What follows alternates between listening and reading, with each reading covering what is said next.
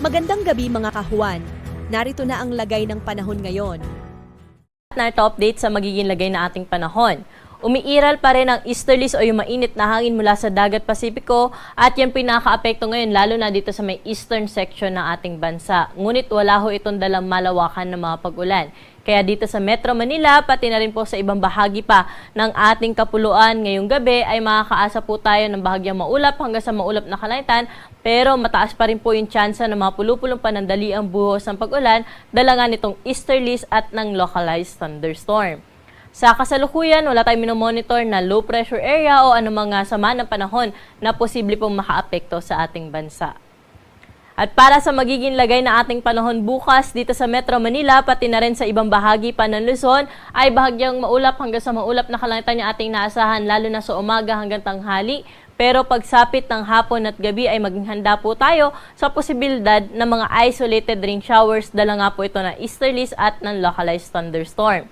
Kaya sa ating mga kababayan na lalabas po ng kanilang tahanan bukas, huwag kalimutan magdala ng payong dahil sa tanghali ay mainit pa rin yung panahon natin, pero sa hapon at gabi naman ay posible po tayo makaranas ng mga pag-ulan.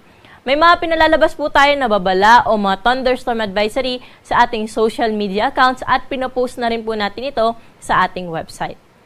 Temperatura po natin bukas dito sa Metro Manila ay nasa 26 hanggang 34 degrees Celsius, Baguio City 18 hanggang 25 degrees, Lawag naman 25 hanggang 33 degrees Celsius. May kainitan sa Tuguegarao, aabot sa 35 degrees Celsius ang maximum temperature bukas. Legazpi City, 26 hanggang 32 degrees at sa Tagaytay, 24 hanggang 32 degrees Celsius. Sa may bahagi naman po ng Palawan, naabot pa rin sa 33 degrees Celsius ang pinakamataas na temperatura, ganun din sa bahagi ng Kalayaan Islands. Sa magiging lagay naman po na ating panahon sa bahagi ng Visayas at sa Mindanao, wala rin tayo dyan inaasahan na malawakang mga pag-ulan bukas at magpapatuloy yung kanilang nararanasan na maaliwalas na panahon sa umaga hanggang tanghali. Pagsapit ng hapon at gabi, asahan pa rin po natin yung mga isolated rain showers, dala nga ng easterlies at ng localized thunderstorm. Temperatura po natin sa Tacloban bukas ay mula 26 hanggang 31 degrees Celsius, Metro Cebu, 26 to 32 degrees at 26 to 33 degrees Celsius sa may Iloilo City. Sa Cagayan de Oro naman, 24 hanggang 32 degrees Celsius ang agwat ng temperatura bukas.